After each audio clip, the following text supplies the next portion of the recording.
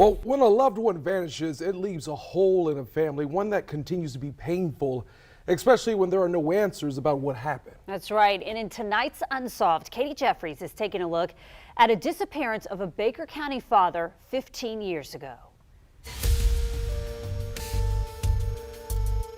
It was a simple phone call. Clarence Gibson Sr. called his son to make sure he was awake for an early morning job. He didn't know it then, but that was the last time he would ever speak to his son. Days later, a search would begin. That still hasn't ended. A dented mailbox still carries his name, Gibson. But down the overgrown drive, Clarence Gibson Jr.'s trailer sits empty, just as it has since 2006. I don't think he just walked off in the woods and hid under a rock somewhere, you know. So, I don't know. Something happened. But what exactly that something could be has remained a mystery to his son Nick and Clarence's older brother Steve. Yeah. Going back to the reports, Clarence Gibson Jr. was reported missing by his father on June 24th of 2006. We really started figuring stuff out till that evening when the man he was supposed to go to work for called and said he never showed for work. Deputies searched this home in the remote area near the Baker-Union line and found nothing disturbed, but rather something important left behind. One of the doors of the house was unlocked, unsecured. They checked, they found that his insulin and his medicine was left at the house. A major red flag to family because Clarence was diabetic, and leaving behind his insulin is not something he would have done.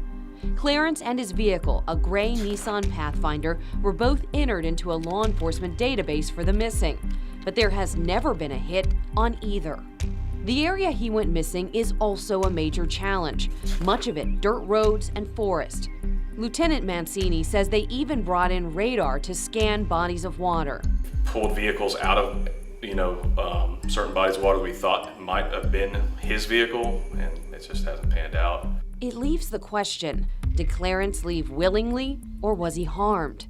Nick says he remembers as a kid his father telling him to use the gun if he ever saw anyone near the trailer. He was always a little nervous about somebody, it seemed like. But Lieutenant Mancini says the Marine Corps veteran didn't have a criminal history.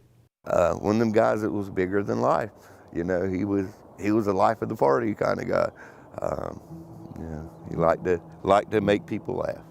Steve also says his brother did battle with depression during his life and remembers the odd feeling he had when Clarence was telling him about a picturesque spot near Live Oak. And this was 2 weeks before he disappeared, and he told me, that this was just a beautiful place to him.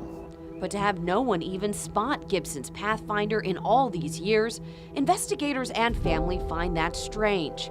Whether he left, committed suicide, or was killed, the family just wants closure.